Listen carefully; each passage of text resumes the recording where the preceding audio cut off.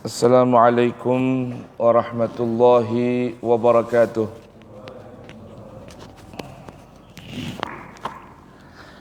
Alhamdulillahi rabbil alamin, wal aqibatu lil muttaqin, wala udwana illa 'alal zalimin. Ashhadu an la ilaha illallah wahdahu la syarika lah, wa ashhadu anna sayyidana Muhammadan 'abduhu wa rasuluh wa safiyuhu wa khaliluh, khairu nabiyyin arsalahu Allahu lil alamina basyiran wa nadhira, faballagha ar-risalah wa addal amanah wa hadallahu bihi minal ummati basharan katsira, fakana fi dhulmatil jahli lil mustabsirina sirajan wa qamaran munira.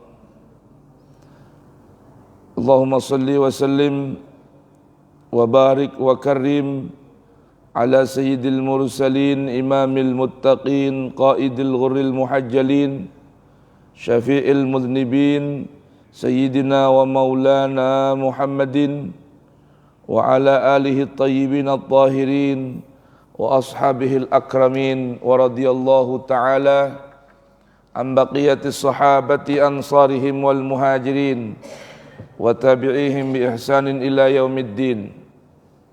Subhanaka la ilma lana illa ma 'allamtana innaka antal alimul hakim, wa la haula wa la quwwata illa billahil aliyyil azim. Wa rabbi shrah li sadri wa yassir li amri wahlul 'uqdatan min lisani yafqahu qawli. Rabbana atina min ladunka rahmatan wa hayyi' lana min amrina rasyada. Rabbana zidna ilman, hab lana hukman, 'allimna min ladunka ilman, tawaffana musliman wa alhiqna bis salihin. Wa akhiru da'wana anil hamdulillahi rabbil alamin. Para hadirin dan hadirat jamaah i'tikaf, jamaah salat subuh Masjid Nurul Huda yang dirahmati, diberkahi Allah Subhanahu wa taala. Pagi hari ini alhamdulillah kita sudah masuki hari ke-7 dari bulan Dzulhijjah. Satu bulan di antara 4 bulan yang diharamkan oleh Allah, yang disucikan oleh Allah Subhanahu wa taala, yang disakralkan oleh Allah Subhanahu wa taala, yang mana pada Al-Qur'an surah At-Taubah Allah berfirman, inna iddatasy syuhur indallahi 12 syahran fi kitabillah yauma khalaqas samawati wal ard minha arba'atun hurum dzalikad dinul qayyim fala tazlimu fihinna anfusakum.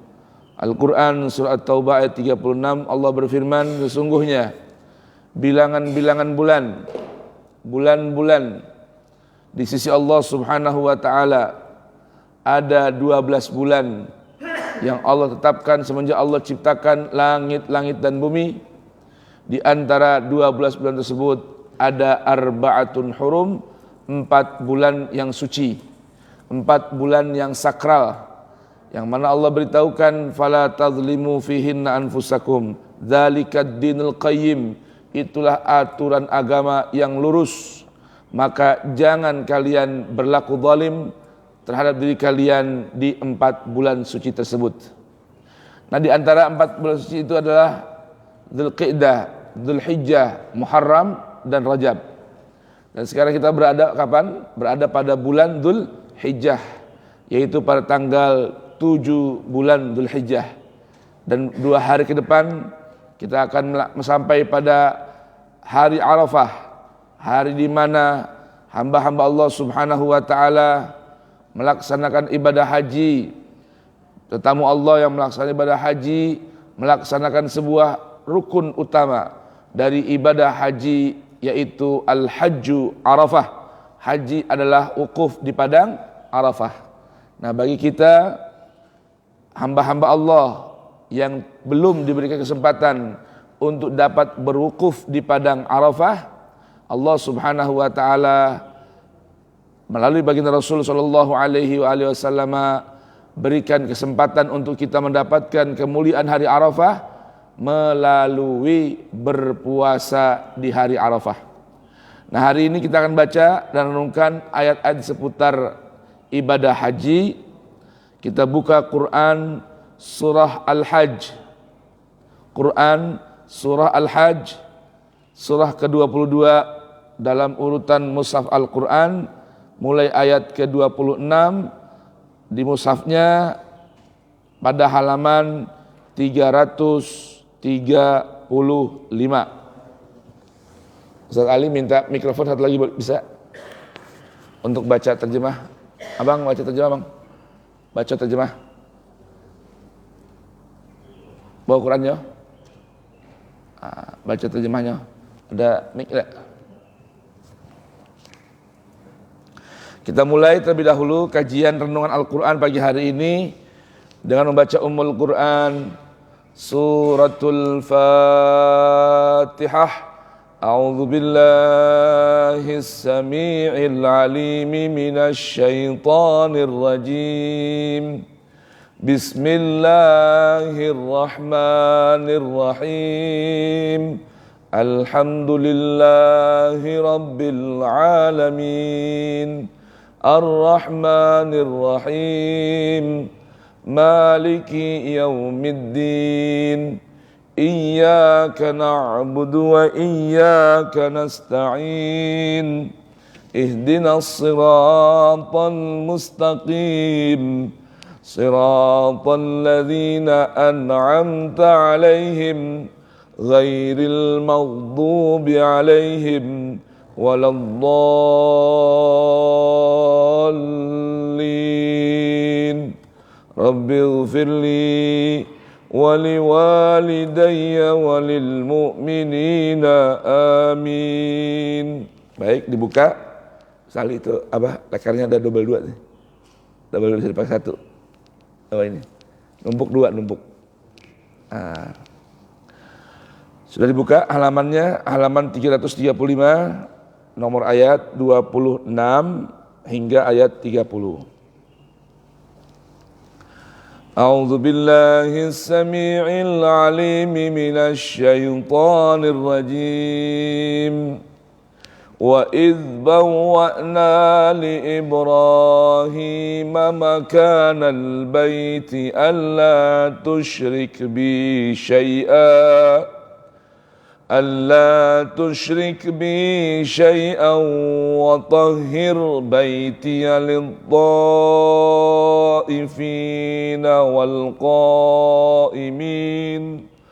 والقائمين والركع السجود وأذن في الناس بالحج يأتوك رجالا وعلى كل ضامر يأتين من كل فج عميق ليشهدوا منافع لهم ويذكروا اسم الله في أيام معلومات على ما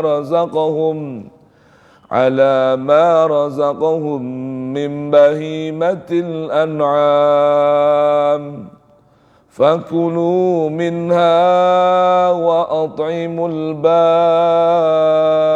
الفقير ثم ليقضوا تفثهم وليوفوا نذورهم وليطوفوا بالبيت العتيق ذلك ومن يعظم حرمات الله فهو خير له عند ربه وأحلت لكم الأنعام إلا ما يتلى عليكم فاجتنبوا الرجس من الأوثان واجتنبوا قول الزور حنفاء لله غير مشركين به ومن يشرك بالله فكأنما خر من السماء فتخطفه الطير أو تهوي به الريح في مكان سحيق ذلك ومن يعظم شعائر الله فإنها من تقوى القلوب صدق الله العظيم اللهم ارحمنا بالقرآن واجعله لنا إماما ونورا وهدى ورحمة اللهم ذكرنا منه ما نسينا وعلمنا منه ما جهلنا وارزقنا تلاوته آناء الليل وأطراف النهار واجعله لنا حجة يا رب العالمين والحمد لله رب العالمين. بسم الله. Al-Hajj surat ke-22 ayat 26.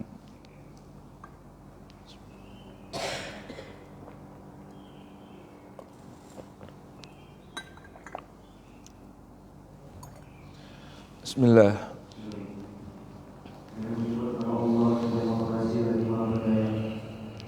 Dari Allah ketika kami tempatkan Ibrahim di tempat Baitullah dengan mengatakan, janganlah engkau menyebutkan aku dengan apapun dan sucikan rumahku bagi orang-orang yang tawaf dan orang yang beribadah dan orang yang rukuk dan sujud dan seluruh manusia untuk mengerjakan haji. Niscaya mereka akan datang kepadamu dengan berjalan kaki atau mengendarai setiap unta yang kurus. Mereka datang dari segenap penjuru yang jauh agar mereka menyaksikan berbagai manfaat untuk mereka dan agar mereka menyebut nama Allah pada beberapa hari yang telah ditentukan atas rezeki yang Dia berikan kepada mereka berupa hewan ternak, maka makanlah sebagian darinya dan sebagian lagi berikanlah untuk dimakan orang-orang yang sengsara dan fakir. Kemudian hendaklah mereka menghilangkan kotoran yang ada di badan mereka, menyempurnakan nazar-nazar mereka dan melakukan tawaf sekeliling rumah tua Baitullah. Demikianlah perintah Allah, dan barang siapa mengagungkan apa yang terhormat di sisi Allah, hormat, maka itu lebih baik baginya di sisi Tuhannya. Dan dihalalkan bagi kamu semua hewan ternak kecuali yang diterangkan kepadamu keharamannya. Maka jauhilah penyembahan berhala-berhala yang najis itu dan jauhilah yang besar. Baik, bismillahirrahmanirrahim. Alhamdulillah wassalatu wassalamu ala Rasulillah Sayyidina Muhammad bin Abdullah wa alihi wa sahbihi wa man wala.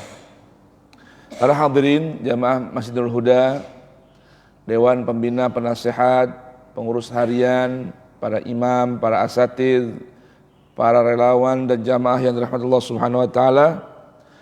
Pagi hari ini sebetulnya tema utama kita adalah pemberitahuan dari Allah Subhanahu wa taala tentang amalan dan kebajikan yang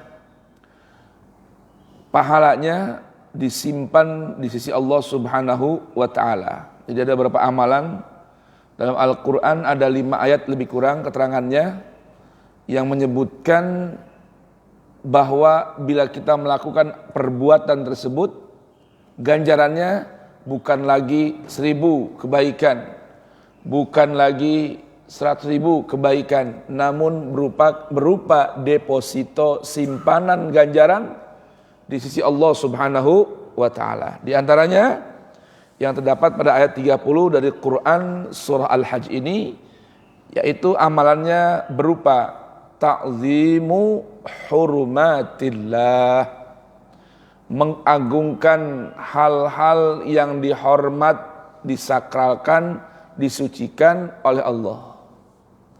Nanti pada ayat 30 kita akan menemukan itu. Nah, kita baca dulu dari ayat 26.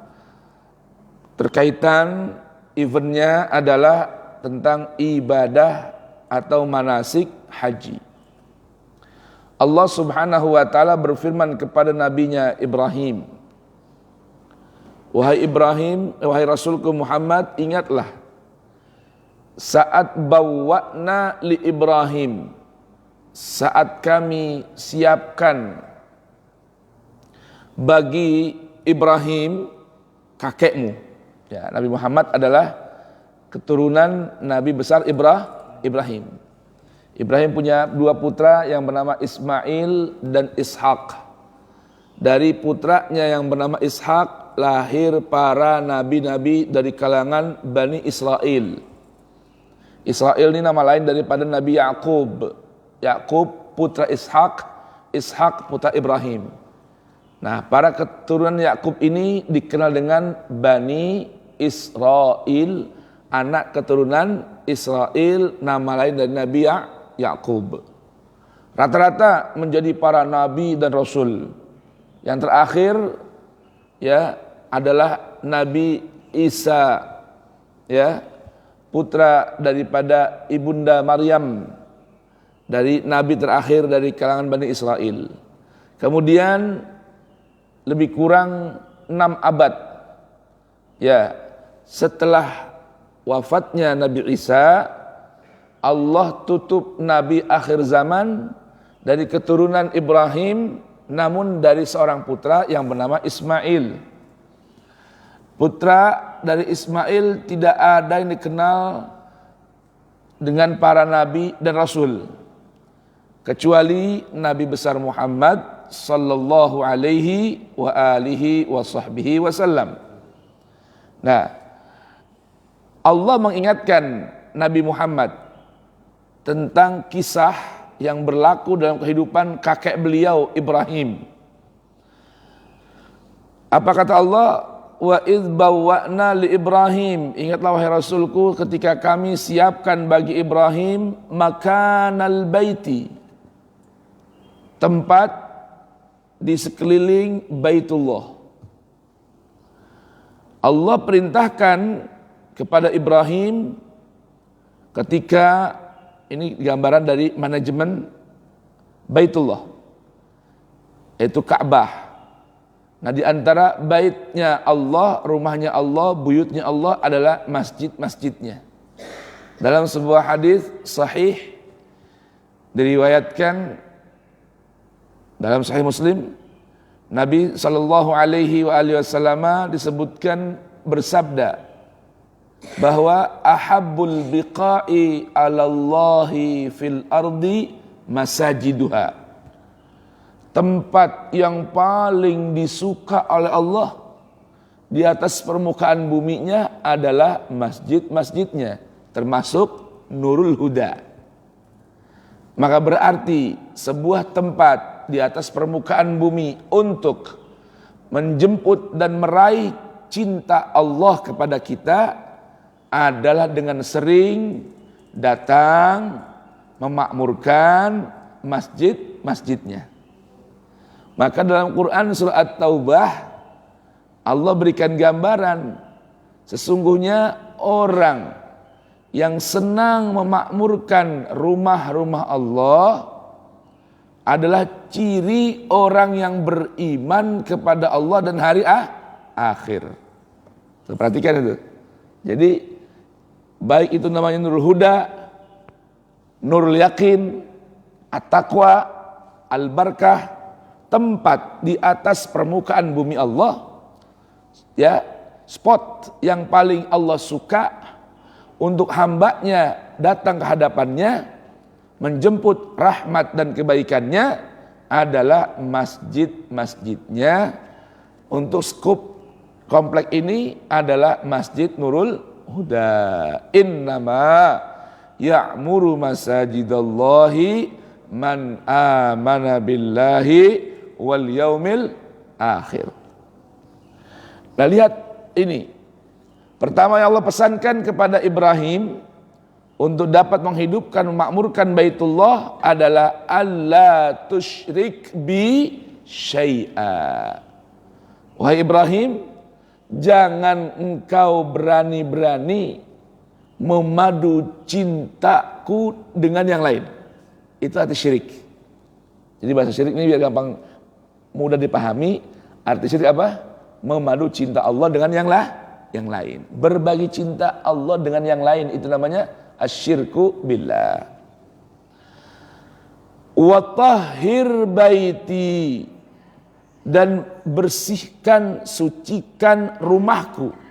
Perhatikan nih. Nih utama bagi DKM memastikan tidak ada perbuatan syirik di masjid. Apa itu syirik? Memadu cinta Allah dengan yang lain. Baik. Yang kedua, bersihkan, sucikan rumahku bagi siapa? Lit-taifin, bagi orang-orang yang melaksanakan tawaf di sekeliling Baitullah. Wal qaimin, untuk orang-orang yang melakukan qiyam, menghidupkan masjid atau Baitullah. Warruk'a, dan untuk orang-orang yang melaksanakan ibadah ruku, merendahkan dirinya di hadapan Allah, di rumah Allah.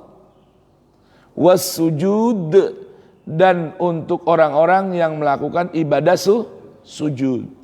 Buat orang yang sholat berdiri, orang yang sedang ruku, orang yang bersujud, maka bersihkan rumahku, sucikan rumahku untuk mereka. Jadi utama nih ya, yang namanya masjid itu yang paling pertama mesti diperhatikan adalah kebersihan, kesucian masjid dan lingkungannya. Tuh. Ya, jadi jangan dianggap remeh nih. WC, toilet masjid, jangan dianggap remeh.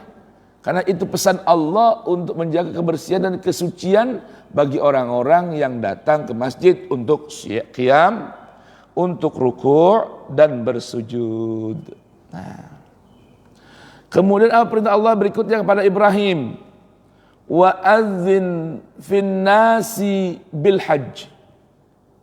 Ibrahim, umumkan ke hadapan orang-orang. Ajib. Saat itu orang udah banyak belum di sana? Kan belum banyak tuh.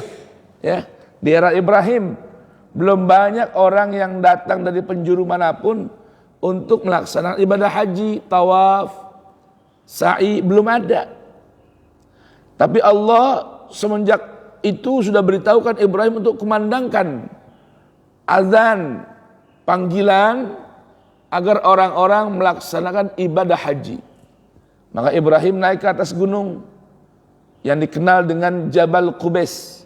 Sekarang sudah nggak ada, sudah jadi Grand Zamzam.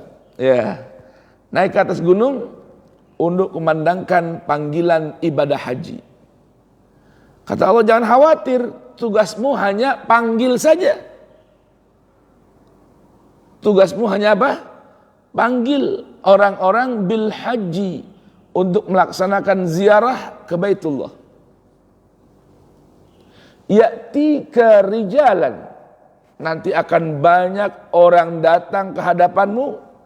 Rijalan, baik sambil berjalan kaki, wa ala kulli dhamir, bahkan ada yang mengendarai onta-onta sekalipun kurus. Ya, apa nih gambarannya? Gambar orang akan melaksanakan ibadah haji sekalipun banyak rintangan. Jalan kaki pun dijabanin, dilakonin. Tuh. Banyak gak? Banyak orang yang datang ke Mekah dengan berjalan kaki. Berapa lama tuh tahun lalu ada beberapa santri dari mana Pekalongan ya berangkat ke Tanah Suci berjalan kaki. Tuh. Ada jamaah dari Sumatera, Jambi naik motor Yamaha pergi beribadah haji dari Jambi naik motor. Sama anaknya 4 tahun jalan naik motor. Wa ala kulli dhamirin, Ya'tina, mereka datang menuju Baitullah min kulli fajjin amiq, dari penjuru-penjuru negeri yang begitu jauh. Terbukti kan? Sekarang yang namanya ibadah haji itu antrinya bukan main, betul enggak? Bertahun-tahun demi orang bisa melaksanakan ibadah haji. Subhanallah. Jadi ini perintah Allah dilaksanakan oleh Nabi Ibrahim tanpa tawar-tawar, tanpa nego-nego, karena dikenal Nabi Ibrahim ini orang yang digambarkan awalul muslimin, orang yang pertama kali contoh ya, pilot project bagi orang yang betul-betul mempasrahkan jiwa raganya ke hadapan Allah. Aslamtu lirabbil alamin. Makanya Allah dalam banyak ayat Al-Quran menggambarkan Nabi Ibrahim ini dengan orang yang begitu lulus melaksanakan ujian Allah. Wa idzibtala, Quran surah Al-Baqarah, wa idzibtala Ibrahim rabbuhu bikalimatin fa'atammahun qala inni ja'iluka linnasi imama.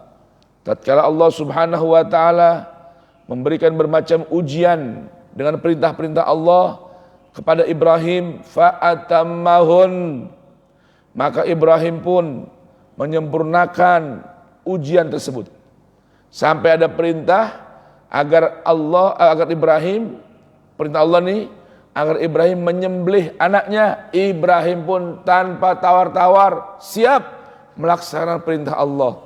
Lalu digantilah wujudnya dengan seekor kambing untuk disembelih. Berlakulah manasiknya hingga saat ini. Tuh. Maka ketika itu Allah Subhanahu wa taala gambarkan, karena Ibrahim lulus ujian, maka Allah berikan sebuah pemberitahuan, inni ja'iluka linnasi imama. Maka mulai saat ini Ibrahim, engkau aku angkat sebagai imam bagi seluruh manusia. Coba tuh. Jadi nggak mungkin orang dapat pangkat derajat yang tinggi tanpa melalui rintangan dan ujian. Baik, termasuk ini perintah untuk memanggil orang melaksanakan ibadah haji. Apa tujuan kata Allah Subhanahu wa taala? Yang pertama, liyashhadu manafi'a lahum, agar mereka semua menyaksikan banyak bermacam manfaat yang akan mereka dapatkan melalui ibadah haji.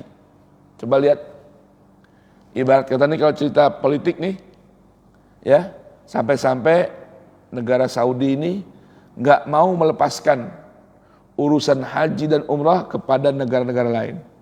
Dulu waktu di perkumpulan OKI, ada beberapa negara termasuk Libya, Iran, dan termasuk delegasi Indonesia yang meminta agar urusan ibadah haji dan umrah, sekalipun saat ini Mekah Madinah di bawah kekuasaan negara Saudi, untuk diserahkan kepada OKI, lembaga perkumpulan Islam dunia, agar manfaatnya, keuntungannya bisa dinikmati oleh seluruh umat Islam di dunia. Tuh, ya. Karena ini kan devisa terbesar ini. Ya, praktek haji ini. Saudi tetap mendapatkan bagian karena memang ketempatan negaranya. Tapi harusnya keuntungannya diserahkan untuk seluruh kemaslahatan umat Islam. Saudi nggak mau. Kenapa? Minyak pasti habis, betul nggak? Ya. Tapi kalau urusan haji dan umrah nggak habis ini. Ini gambar Al-Quran nih. Liyashhadu manafi'a lahum, agar mereka semua menyaksikan banyak manfaat bagi mereka melalui ibadah haji, khususnya manfaat duniawi yang tampak. Belum lagi manfaat yang lainnya, pertemuan umat Islam sedunia. Ini kan laksana apa? Laksana muktamar ya. Umat Islam seluruh dunia, dari penjuru manapun, ras apapun, warna kulit yang berbeda, kumpul semua di sana. Kemudian yang kedua, wa yadhkuru ismallahi fi ayyamin ma'lumat. Yang kedua, tujuan dari Allah perintahkan Ibrahim untuk mengumandangkan perintah ibadah haji ini agar mereka semua yazkurusmallah, menyebut-nyebut nama Allah fi ayyamin ma'lumat, di hari-hari yang sudah dikenal. Dikenal dengan apa? Layalil ashar, hari-hari dan malam-malam 10 bulan Dzulhijjah. Untuk apa? Mengumandangkan bertakbir, mengumandangkan tahlil, mengumandangkan talbiyah. Oh, kalau sekarang ini di sana Pak, ini lagi apa nih? Sekarang hari ini jamaah berangkat nih hari ini. Berangkat ke mana? Ke Mina. Sebagian sudah masuk kepada di Padang Arafah. Walaupun memang prakteknya rutenya itu pertama mabit di Mina dulu nih. Tanggal 8 apa? 8 Dzulhijjah. Bermalam di Mina. Esoknya tanggal 9 berangkat dari Mina menuju apa? Menuju Padang Arafah. Salat zuhur berjamaah, kemudian mendengarkan khutbah, berzikir hingga terbenam matahari di hari Arafah. Memandangkan talbiyah, labbaik Allahumma labbaik, labbaik la syarika laka labbaik, innal hamda wan ni'mata laka wal mulk la syarika lak. Kita baca yuk. Siapa tahu dapat panggilan tahun depan nih. Ayo sama-sama ya. Labbaik Allahumma labbaik, labbaik la syarika laka labbaik, innal hamda wan ni'mata laka wal mulk la syarika lak, labbaik Allahumma labbaik, labbaik la syarika laka labbaik, innal hamda wan ni'mata laka wal mulk la syarika lak, labbaik Allahumma labbaik, labbaik la syarika laka labbaik, innal hamda wan ni'mata laka wal mulk la syarika lak. Allah, mudah-mudahan dengan kita mengumandangkan talbiyah, arti talbiyah apa sih? Sambutan kita menjawab panggilan Allah. Mudah-mudahan Allah berkenan panggil kita beribadah umrah ataupun haji di tahun yang akan datang. Amin ya rabbal alamin. Terus ngapain lagi tuh? Setelah mendengar khutbah, khatib di hari Arafah, jamaah di Padang Arafah memperbanyak mengumandangkan zikrullah, berbunyi la ilaha illallah wahdahu la syarikalah, lahul mulku wa lahul hamdu, yuhyi wa yumit wa huwa ala kulli syai'in qadir.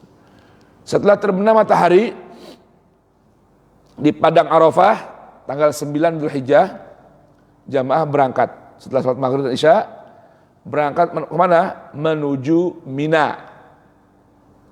Tapi melewati sebuah lembah yang bernama Muzdalifah. Ya, dari Arafah malam pada maghrib, ya setelah salat maghrib dan isya, berangkat ke mana? Menuju Mina, melewati lembah yang bernama Muzdalifah. Ngapain di sana? Mibyat, bermalam sejenak, berzikir, sholat, baca doa sambil mengambil beberapa batu kerikil. Untuk apa? Setelah tengah malam, ya setelah tengah malam, jadi apa? Malam ke 10, kalau bahasa kita sini malam takbiran, ya. Jamaah setelah dari Muzdalifah berangkat menuju Mina untuk melontar jumroh. Ngapain? Melontar jumroh. Ya, malam takbir, melontar jumroh. Di mana? Jumratul Aqabah di Mina. Nah, setelah melontar Jumratul Aqabah yang waktunya dimulai setelah tengah malam dari malam ke-10, nah jamaah haji yang tadi berihram menggunakan ihram boleh memilih melakukan beberapa perkara penyempurna ibadah haji. Yang pertama dan utama adalah wukuf di Padang Arafah.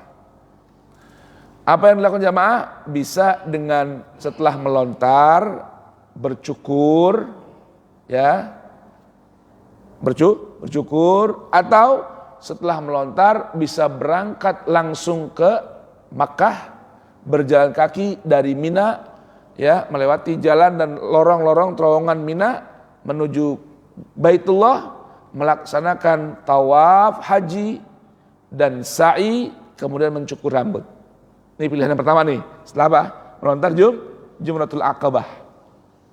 Atau menunggu hingga terbitnya matahari, masuk waktu duha, habis melontar nih, menyembelih hewan haji atau hewan kurban, baru melaksanakan tawaf dan sa'i. Nah, setelah melontar, dia boleh mencukur rambut, kemudian mandi, bebersih, lalu menyembelih kurban, kemudian berangkat ke Mekah, ke Baitullah, Masjidil Haram, dalam keadaan sudah berpakaian rapi. Itu. Atau tadi setelah melontar masih dalam berpakaian ihram, berangkat ke Masjidil Haram, melaksanakan tawaf dan haji, lalu mencukur rambut. Boleh pilih. Ya. Setelah tawaf dan sa'i, baik dalam keadaan berpakaian ihram ataupun dalam keadaan berpakaian biasa, maka selesailah yang namanya rukun ibadah haji. Selesai udah. Habis tawaf, sa'i, cukur, mandi, bebersih, baru motong hewan, ataupun setelah melontar, bercukur, motong hewan, mandi bersih, baru tawaf sa'i. Boleh pilih. Setelah itu lengkaplah sudah rangkaian ibadah wajibnya atau rukunnya dalam ibadah haji. Tinggal nanti ada namanya wajibnya haji, yaitu dengan ditambah mabit di Mina malam 11, malam 12, dan atau ditambah dengan malam 13. Selesai dah rangkaian ibadah haji dengan sempurna. Ibarat kata udah boleh pakai label haji, Pak Haji atau Bu Haji. Ya, subhanallah. Ini gambarannya Pak nih, rutenya seperti itu, ya. Baik. Nah, setelah itu kata Allah Subhanahu wa taala, setelah berzikir fi ayamin ma'lumat, atas apa? Ala ma razaqahum min bahimatil an'am.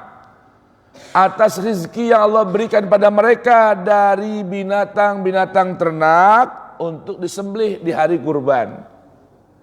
Nah, orang yang tidak punya kemampuan untuk membayar menyembelih kurban dalam ibadah haji tamattu'nya, boleh Allah berikan keringanan, diganti dengan puasa 3 hari di tanah suci dan 7 hari setelah pulang ibadah haji. Nah, bagi orang yang menyembelih hewan kurban, lihat Allah berikan rangkaian cara atau teknik pelaksanaan bagaimana memperlakukan hewan kurban ataupun hewan yang disembelih di tanah suci. Apa kata Allah Ta'ala? Fakulu minha, maka makanlah sebahagian dari hewan kurban yang kita sembelih. Jadi besok nih, kalau yang pada nyembelih kurban, baik sendiri di rumah masing-masing ataupun dititipkan pada panitia kurban di masjid, makan sebahagian dagingnya. Berapa ukurannya? Kalau lihat ayat ini berarti dibagi 3. Ya, dibagi 3. 1/3 dimakan, 2/3 disedekahkan. Perhatikan nih. Fakulu minha, makan sebahagian dagingnya. Wa at'imu, dan berikan makan dari daging kurban itu kepada siapa? Al-ba'isa.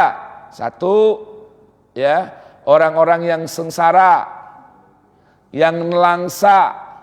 Yang kedua, al-faqir, orang-orang yang susah. Tuh, ya. Nah, sebagian ulama mengatakan dagingnya ini diberikan dalam kondisi mentah, apakah masak? Sebagian ulama mengatakan mentah. Sebahagian lagi mengikuti ayat ini, at'imu, jadikan makanan lalu berikan pada fakir dan orang yang nelangsa. Jadi boleh tuh. daging kurban diolah dulu baru dibagikan. Tuh ya. Sebagian mengatakan tidak, dalam bentuk mentah aja. Yang jadi masalah kalau kita mau kasih orang fakir miskin daging mentah di rumah, kompornya nggak ngebul, ya, nggak punya uang buat beli gas dan bumbu. Bagaimana ini? Ini dari panduan ayat ini kita bisa lihat Allah perintahkan at'imu, jadikan to'am, lalu berikan makan buat orang langsa dan orang-orang fakir. Tapi jangan lupa sebahagian makan. Bagaimana kalau semuanya disedekahkan? Kalau semuanya disedekahkan, pada dasarnya tidak ada larangan, tapi keutamaannya hilang untuk menikmati sebagian daging kurban. Karena daging ini daging yang berkah, maka Allah perintahkan makan sebahagiannya. Jangan semua dikasih orang. Ya minimal kalau bahasa sekarang mah 1 paha dah. Ya, dikasihkan siapa? Orang yang memiliki hewan kurbannya. Baik. Tsummal yaqdu tafathahum. Kemudian sempurnakan persiapan kalian sebelum berangkat menuju Baitullah dengan bebersih. Tadi kan ada pilihan 2 nih. Setelah melontar Jumratul Aqabah, ngapain? Cukur rambut, kemudian mandi bebersih. Baru melaksanakan tawaf. Dan ini sesuai dengan ayat ini kan? Tsummal yaqdu tafathahum. Bersihkan badan kita karena capek nih dari mulai hari 8 Dzulhijjah, hari Tarwiyah sudah berihram. Kemudian enggak mandi-mandi pakai sabun. Sampai kapan? Ketika wukuf di padang Arafah. Hari di mana Allah banggakan para hamba-hambanya di hadapan para malaikat. Lihat hambaku. Atau sya'than wa ghabran. Datang dari mana aja, udah semua pakaian mewahnya diganti dengan 2 lembar kain putih. Dalam keadaan berdebu, datang meminta ampunan dan memperkuat imannya di hadapanku. Tuh, kapan tuh hari Arafah? Malamnya berangkat ke mana? Muzdalifah. Kemudian lanjut ke Mina. Dalam keadaan apa? Belum mandi, badan kucel, pakaian kotor. Nah, ini Allah bilang, tsummal yaqdu tafathahum. Rampungkan semua kegiatan dan bersihkan badan. Wal yattawafu wal yufu nuzurahum. Yang punya nazar, yang punya niatan, selesaikan semua. Habis itu wal yattawafu bil baitil atiq. Kemudian tawaflah di sekeliling rumah suci Allah, yaitu Ka'bah. Tuh ya. Kenapa sih disebutkan dengan nuzurahum? Jamaah sekalian, kalau perbedaan perlakuan antara hewan kurban dengan dam haji tamattu itu apa? Kalau dagingnya hewan yang disembelih dalam melaksanakan ibadah haji, itu Allah perintahkan semua tunaikan dengan dibagikan kepada orang semua. Nggak perlu kita nikmati. Kalau ibadah kurban yang biasa, nikmati sebahagiannya. Tuh, makanya rata-rata jamaah nggak tahu tuh di mana motongnya. Nah, walaupun bagusnya sih jamaah sekalian ini, kalau rata-ratanya sih tinggal bayar doang. Nggak tahu di mana motongnya, nggak tahu kepada siapa salurkan. Kalau bisa sih, ya pergi kemana tempat penyembelihan, melihat sendiri hewan yang disembelih baik untuk dam haji ataupun untuk berkurban. Misalnya nih, ada jamaah di sini besok pada nyembelih kambing ataupun sapi, ya, baik sendiri maupun berombongan, datang ke masjid, saksikan dulu tuh hewan yang disembelih.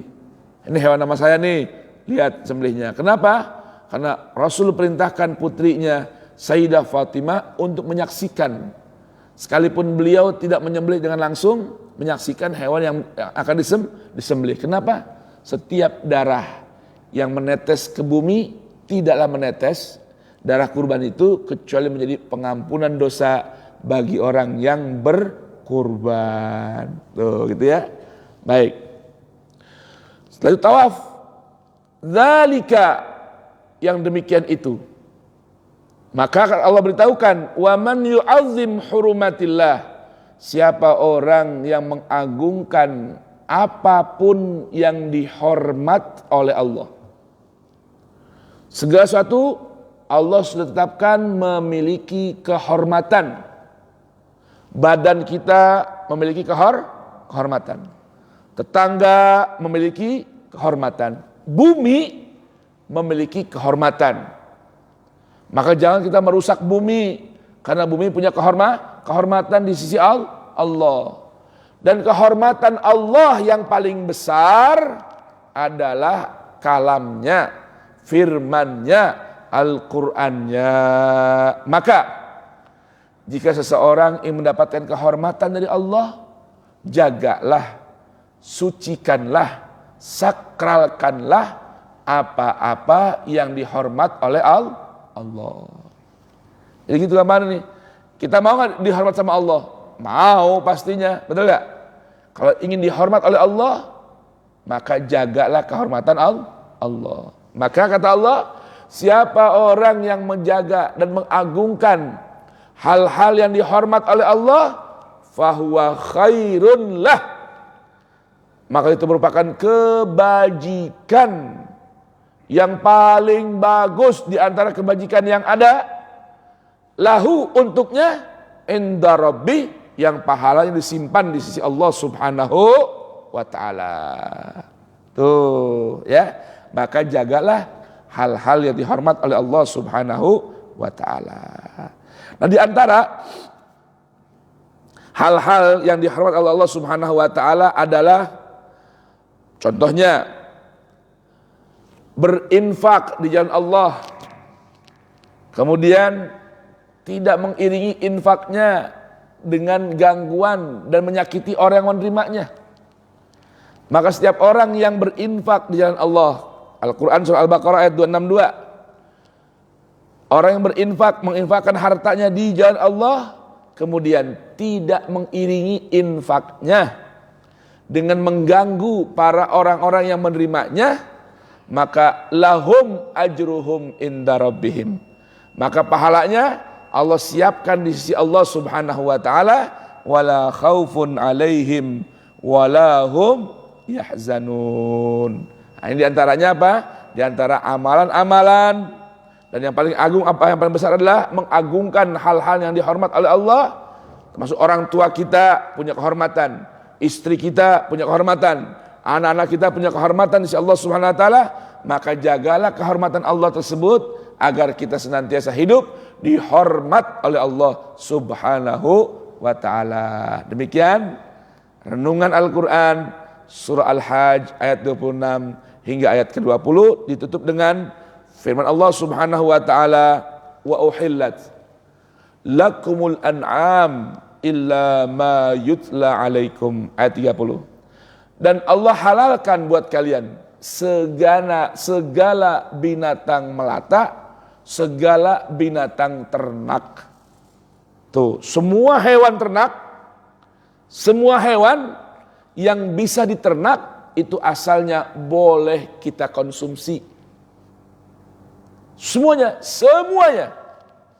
Semua binatang peliharaan itu bisa dan boleh kita konsumsi, kecuali yang Allah haramkan dalam Al-Quran untuk dikonsumsi. Kemarin lagi rame nih, ada seorang dosen UI, dosen UI bilang babi merah bukan babi hutan, babi yang siapa? Diternak, dipelihara, itu boleh dimakan. Pernah dengar gak? Sali, ramai gak kemarin di video tuh? Boleh sebutin namanya? Nama dosennya ini namanya Ade Armando. Ya, dia bilang babi peliharaan itu boleh dimakan. Ajib. Babi peliharaan boleh dimakan karena itu memberikan keuntungan pada masyarakat sekitar yang memelihara tersebut. Yang nggak boleh itu babi hutan. Di mana itu? Kata dia, babi hutan itu diharamkan dimakan, babi merah itu boleh. Ajib. Babi merah sekalipun itu bahagian dari hewan yang bisa diternak. An'am, tuh. Itu haram halal. Asalnya semua yang Allah sebutkan, ya semua hewan yang bisa ternak itu halal, kecuali Allah haramkan dalam Al-Quran. Yang Allah haramkan adalah khinzir, segala jenis babi, baik hutan, liar maupun peliharaan. Karena arti khinzir itu apa sih khinzir? Arti khinzir secara bahasa, setiap hewan yang melihat objek di depan dengan mata bagian belakang, yaitu babi. Makanya babi kan nggak bisa kan lihat apa kecuali arah depannya saja, kan lihat dari belakang sini dia lihatnya. Mau itu babi hutan, mau itu babi peliharaan, semua haram dikonsumsi. Tuh, datang dosen zaman sekarang bilang itu babi apa? Babi hutan yang haram, beneran yang haram.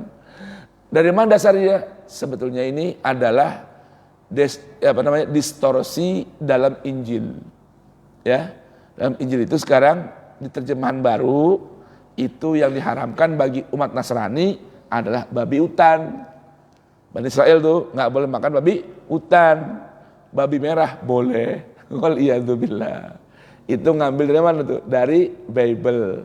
Padahal prakteknya sampai saat ini pun umat Yahudi nggak ada yang makan babi, baik hutan maupun babi merah. Makanya kalau kita pergi ke Eropa, ya, di antara cara aman supaya kita nggak makan daging babi, cari restoran Yahudi, karena mereka tidak boleh makan babi. Itu mereka hanya makan kambing saja, bahkan sapi pun mereka nggak makan. Sapi itu mereka nggak makan, karena mereka tahu makanan yang paling berkah adalah yang diternak oleh para nabi-nabi Bani Israel. Apa hewan ternak yang dipelihara, diternak oleh para nabi? Yaitu kambing. Tuh. Tidak ada seorang nabi pun dari kalangan nabi Bani Israel maupun nabinya orang Arab, kecuali mereka semua memelihara dan menternak serta mengangun kambing. Maka kata orang Yahudi, berarti kambing ini hewan yang paling berkah. Bahkan susunya lebih utama dari susu segala hewan ternak. Begitu lebih kurang. Baik. Fajtanibu ar-rijsa minal authan. Allah perintahkan orang-orang beriman untuk menjauhi segala jenis kotoran melalui persembahan bermacam berhala.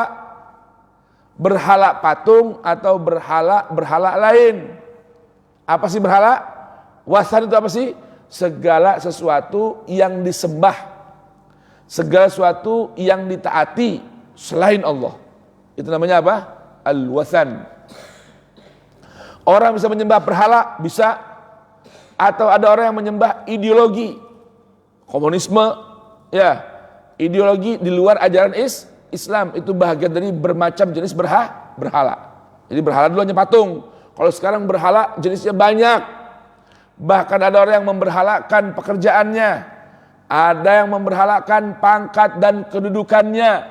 Tuh, itu bahagian dari apa? Menyembah berhala. Maka Allah katakan fajtanibur rijsa minal authan. Jauhi diri kalian dari bermacam dosa dan noda dari mengikuti bermacam berhala. Wajtanibu qaulazur. Dan jauhilah yang namanya ucapan-ucapan dusta, hoax, jauhi ucapan dan tulisan. Karena tulisan itu ungkapan dari ucapan, disebutlah tulisan. Itu asalnya dua kata Pak, tulisan. Yang kamu tulis itu apa? Ungkapan dari lisan. Maka jauhilah ucapan dan tulisan-tulisan dusta. Itu pesan Allah kepada kita, semoga bermanfaat. Amin ya rabbal alamin. Ada yang mau bertanya? Silakan. Baik, silakan, bismillah. Waalaikumsalam. Menyimak tadi apa yang disampaikan, ada pertanyaan dari saya. Apakah memang benar bahwa perintah untuk menunaikan ibadah haji, yaitu dari awal Ibrahim, itu merupakan perintah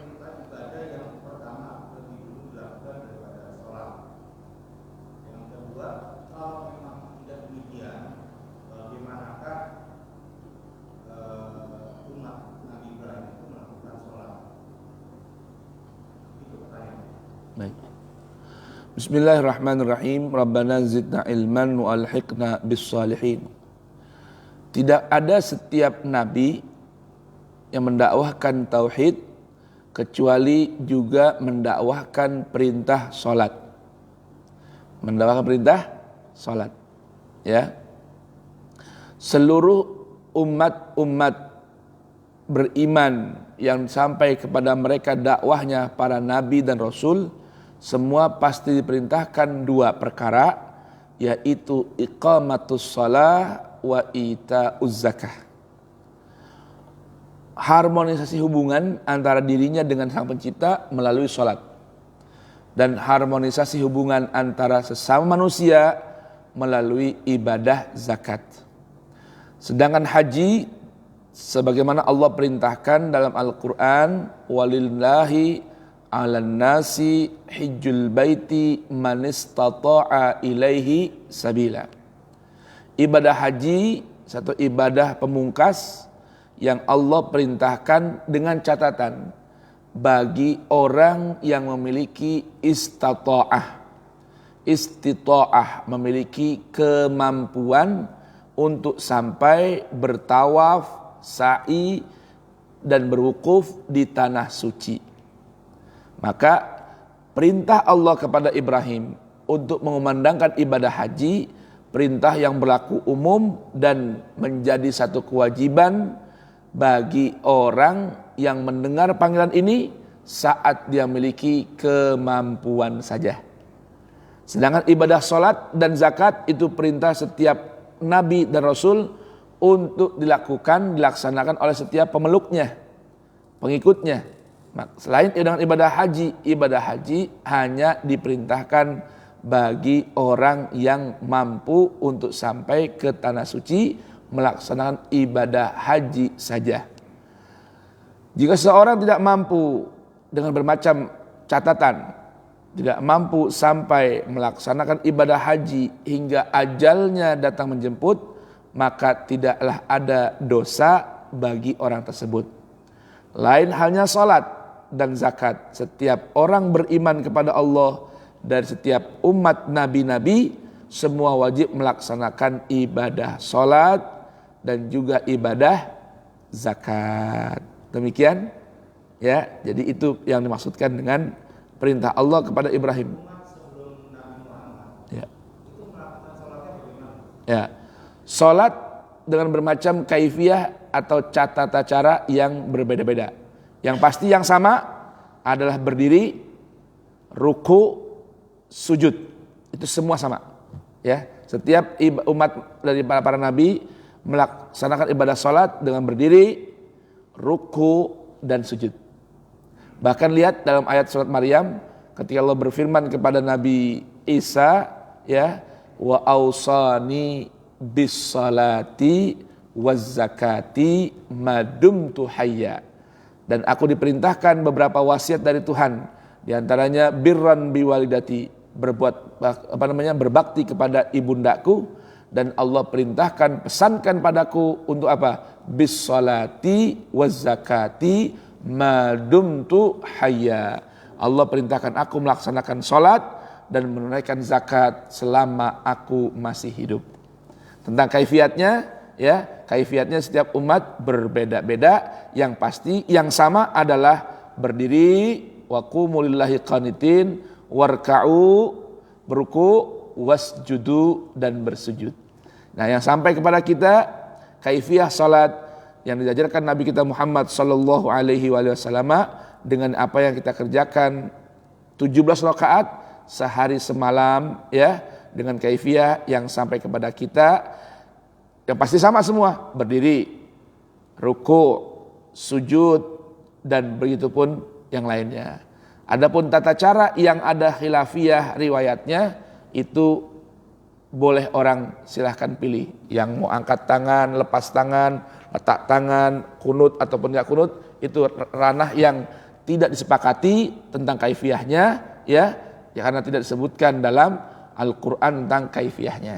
Jadi ada orang mau taruh di sini boleh, mau taruh di sini silakan, di bawah pusar boleh, lepas tangan juga nggak apa-apa. Yang pasti kaifiyah yang disepakati yang dari Al-Quran dan baginda Nabi adalah yang kita laksanakan sehari 5 waktu 17 rakaat dengan tata cara yang sudah kita ketahui, yang diriwayatkan dari generasi ke generasi sampai kepada Rasulullah Sallallahu Alaihi Wasallam.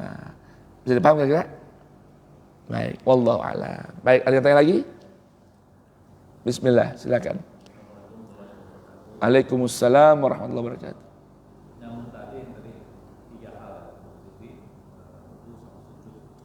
Kalau kita lihat hari ini berarti ajaran Yahudi maupun Kristen itu jauh benar dari asli Bible mereka kalau Kristennya. Satu itu.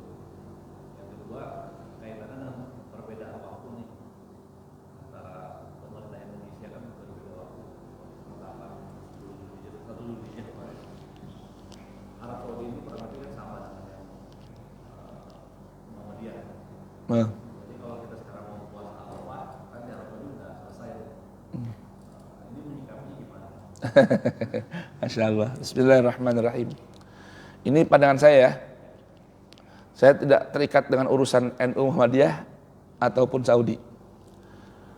Dalam Al-Quran untuk urusan hilal ini sudah Allah jelaskan dengan sempurna. Yas'alunaka 'anil ahillah. Qul hiya mawaqitu lin-nasi wal hajj. Perhatikan ya. Qul hiya mawaqitu lin-nasi wal hajj.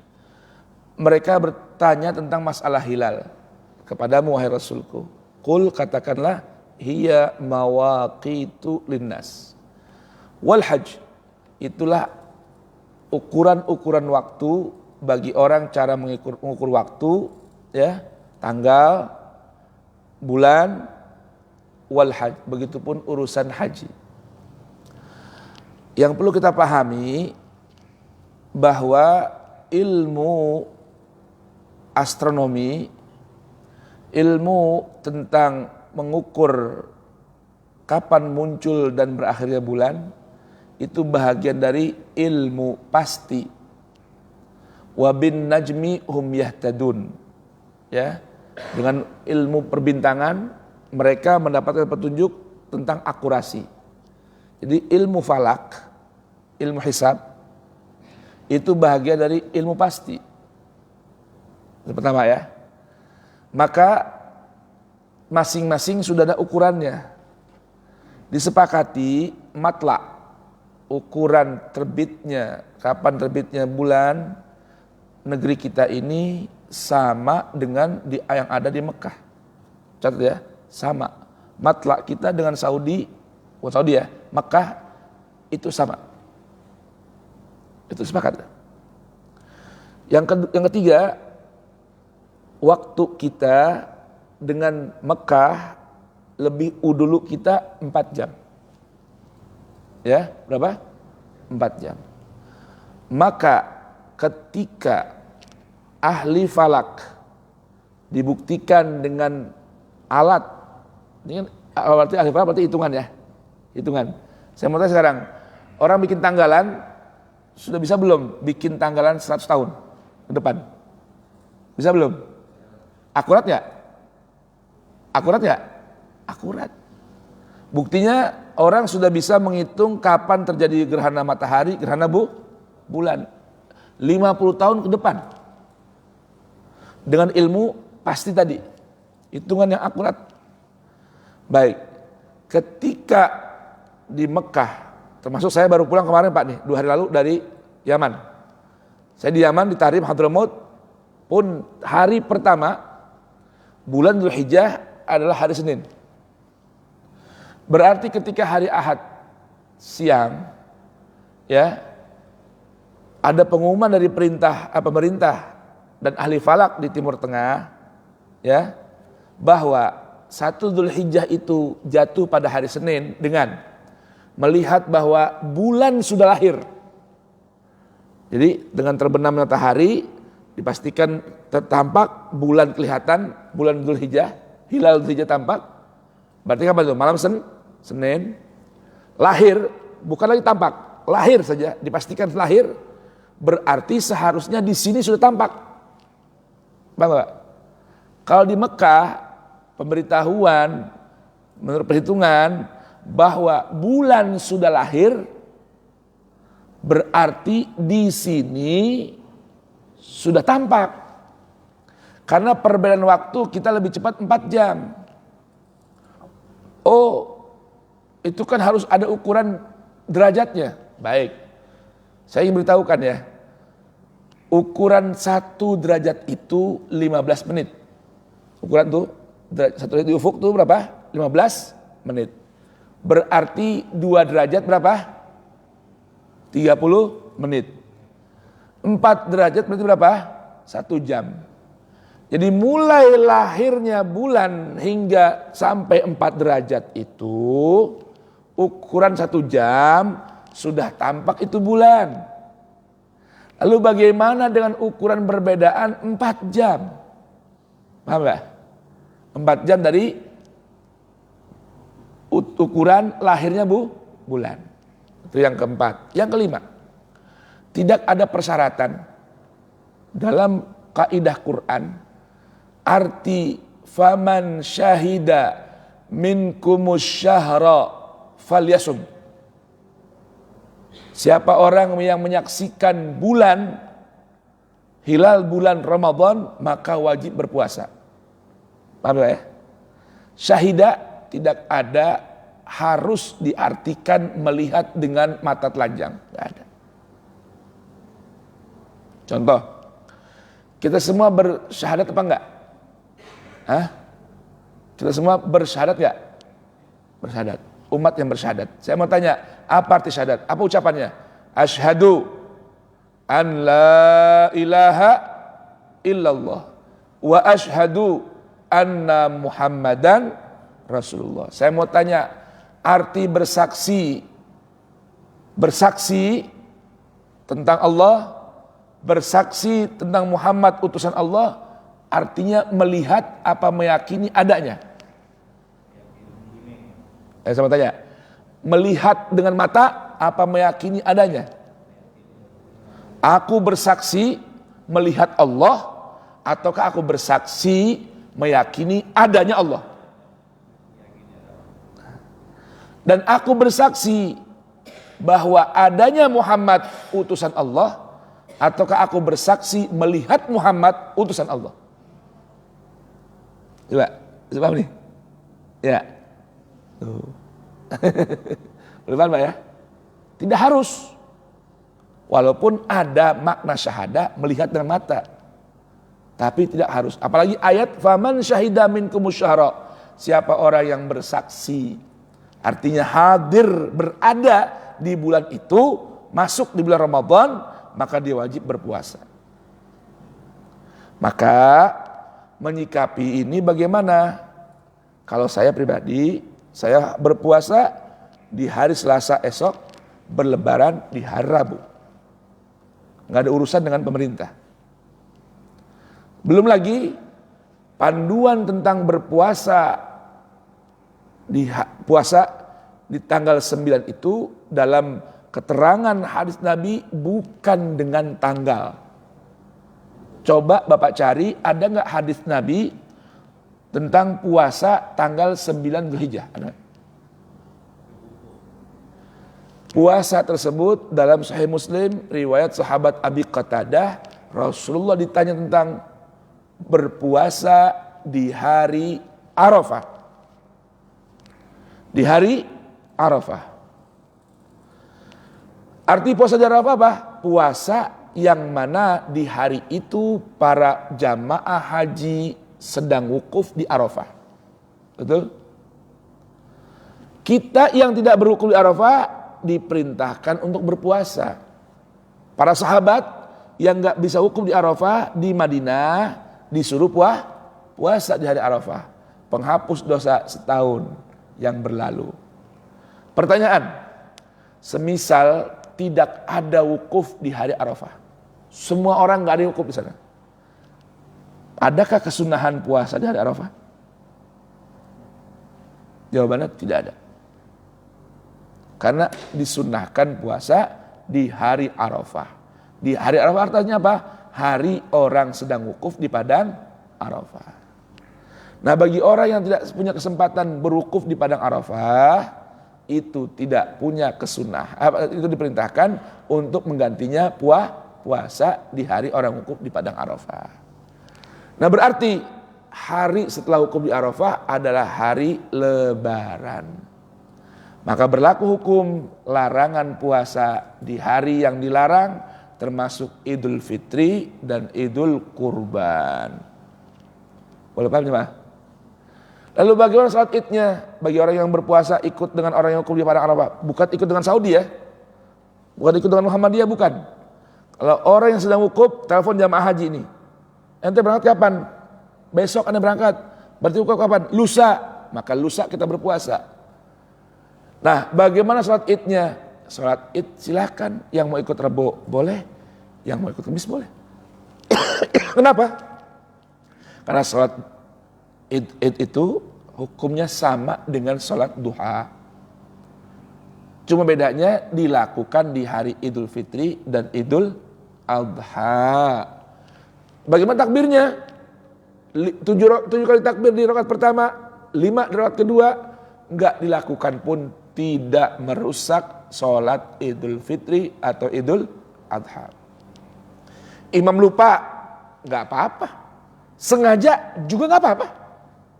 Tidak membatalkan sholat Idul Fitri maupun Idul Adha. Itu aja.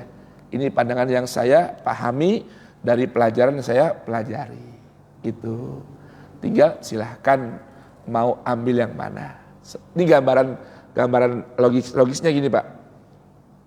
Kalau pemerintah kita mengharuskan orang berlebaran di hari Kamis, ya konsekuensinya harusnya pemerintah kita kirim surat ke pemerintah Saudi bahwa jamaah haji Indonesia mengikuti matlaknya Indonesia yang mana lebarannya hari Kamis, maka minta kepada pemerintah Saudi jamaah haji Indonesia wukufnya di hari Rabu. Itu harusnya. Itu konsekuensinya kita harusnya. Logisnya nih, kalau dibilang enggak, kita ini harus ikut ini lebarannya hari Rabu Kamis. Wukuf puasa Arafahnya hari Rabu. Ya udah, mintalah jamaah haji Indonesia untuk wukuf di hari Rabu, bukan hari Kamis. Gitu. Wallahu a'lam bishawab. Ya itu silakan aja. Itu gambaran gitulah. Itu gambaran apa namanya? Kalau kita nangkap jumroh itu kan 3 kali. Iya. Hari ini besok lusa. Iya. Saya mau nanya filosofinya, sebenarnya kalau 1 hari itu kita bisa. Bisa. Logikanya kan itu, karena kan kita nggak apa-apa juga sebenarnya kan di Mina hari pertama. Itu filosofinya apa ya kenapa? Minimal mengikuti milahnya Ibrahim. Jadi kan melontar jumrah itu kan mengikuti apa yang pernah dilakukan oleh Nabi Ibrahim. Itu aja itu. Itu aja minimal. Ya minimal itu aja. Ya. Tapi itu pun kan bukan bagian dari rukun. Kita nggak mau pun nggak apa.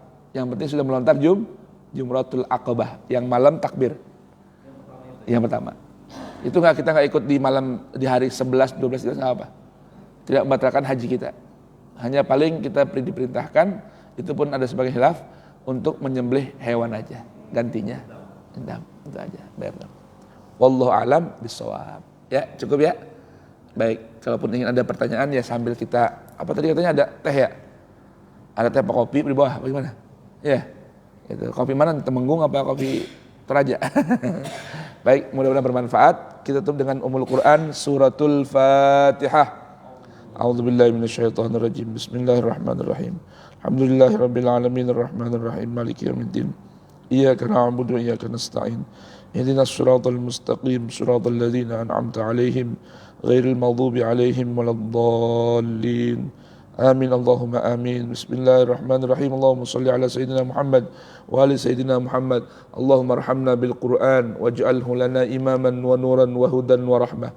Allahumma hdina min indik wa afid alaina min fadlik wa anzil alaina min barakatik wa anshur alaina min rahmatik wa albisna libasa afika wa afiyatik. Allahumma hdina bihudak waj'alna mimman yusari'u fi ridak wa la tuwallina waliyan siwak wa la taj'alna mimman khalafa amraka wa asak wa hasbunallah wa ni'mal wakil, ni'mal maula wa ni'man nasir. Allahumma habib ilaina al-Qur'an wa habbibil Qur'an ilaina wa khalliqna bi akhlaqil Qur'an waj'alna min ahli al-Qur'an zahiran wa batina. Allahumma ja'al al-Qur'an al-azim rabi'a qulubina wa nura sudurina wa basairina wa jala'a ahzanina wa dhahaba humumina wa ghumumina wa shifan li amradina wa asqamina zahiran wa batina wa sa'atan li arzaqina hissan wa ma'na wa qada'an li hawaijina dunya wa ukhra birahmatika ya arhamar rahimin. Allahumma rabbana innana amanna faktubna ma'as syahidin. Rabbana innana amanna bima anzalta wattaba'na ar-rasul faktubna ma'as syahidin. Rabbana atina min ladunka rahmatan wa hayyi' lana min amrina rasyada. Rabbana zidna ilman hab lana hukman 'allimna min ladunka ilman tawaffana musliman wa alhiqna bis salihin. Wa sallallahu ala sayyidina Muhammadin wa alihi wasallama walhamdulillahi rabbil alamin. Subhanakallahumma wa bihamdik asyhadu an la ilaha illa anta astaghfiruka wa atubu ilaik. Subhana rabbika rabbil izzati amma yasifun wa salamun alal mursalin walhamdulillahi rabbil alamin. Billahi taufik wal hidayah waridha wal inayah. Ini Muhammadiyah. Wallahul muwaffiq ila aqwamit thariq. NU. Wassalamualaikum warahmatullahi wabarakatuh.